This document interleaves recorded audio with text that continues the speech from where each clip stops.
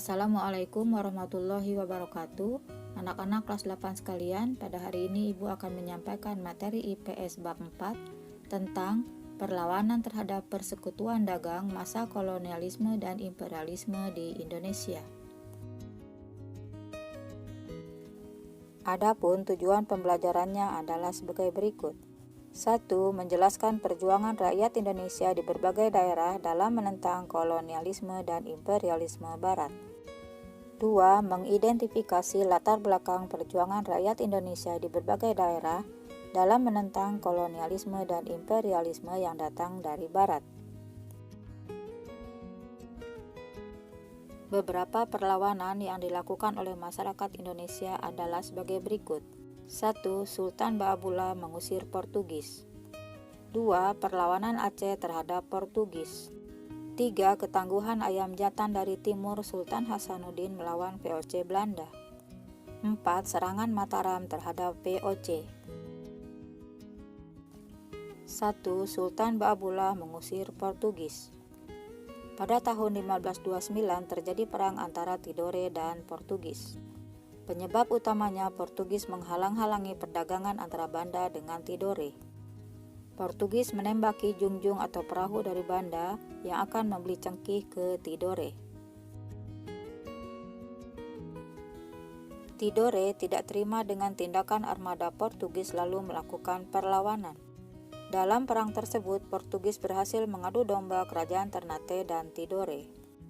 Portugis mendapat dukungan dari Ternate dan Bacan, akhirnya Portugis mendapat kemenangan. Rakyat Maluku sadar bahwa Portugis hanya akan merusak perdamaian. Sultan Hairun berhasil menyatukan rakyat dan mengobarkan perlawanan tahun 1565.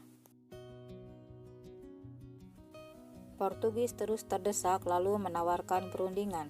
Sultan Hairun adalah raja yang cinta damai sehingga menerima ajakan Portugis. Pada tahun 1570 bertempat di benteng Sao Paulo terjadi perundingan.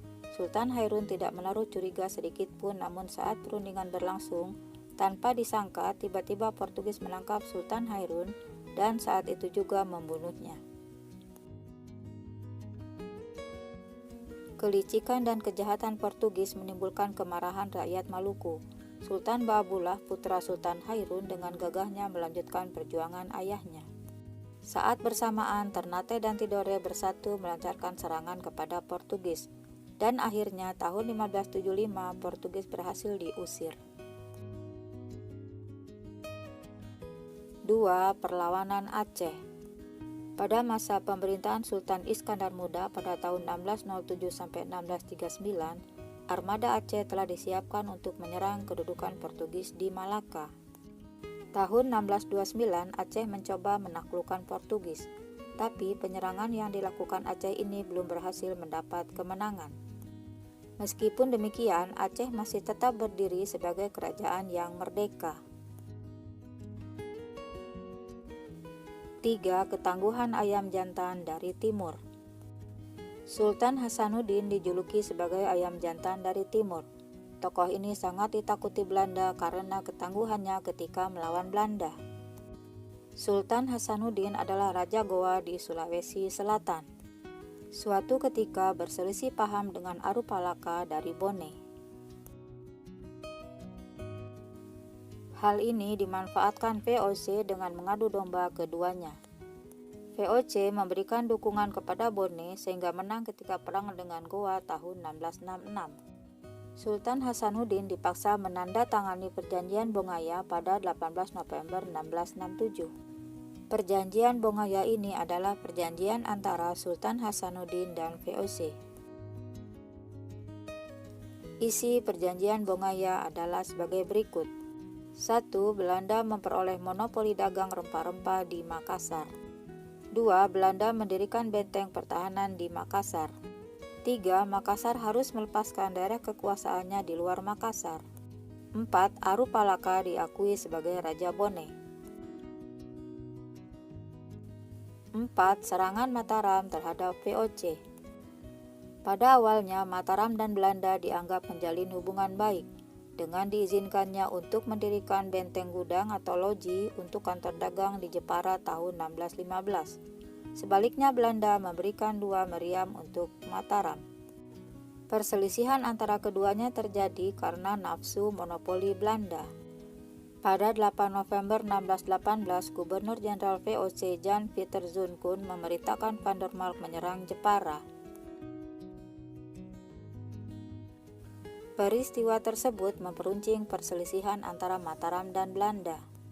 Raja Mataram, Sultan Agung, segera mempersiapkan penyerangan terhadap kedudukan Belanda di Batavia. Serangan pertama tahun 1628 dipimpin Tumenggung Baurekso, tapi gagal sebab kurangnya perbekalan dan kurang matang dalam memperhitungkan medan pertempuran, dan ternyata persenjataan Belanda lebih modern. Lalu Mataram menyiapkan serangan kedua tanggal 1 Agustus dan berakhir 1 Oktober 1629 dipimpin Kiai Adipati Jumina. Namun kembali gagal dengan faktor kelemahan yang sama sebab lumbung padi yang disiapkan banyak yang dihancurkan oleh Belanda. Pada tanggal 31 Desember 1799, VOC dinyatakan bubar karena bangkrut. Semua milik VOC dan hutang piutang diambil alih oleh pemerintah dan Indonesia berada langsung di bawah pemerintahan Hindia Belanda. Anak-anak kelas 8 sekalian, demikianlah kiranya materi yang telah Ibu sampaikan. Semoga bermanfaat. Terima kasih. Assalamualaikum warahmatullahi wabarakatuh.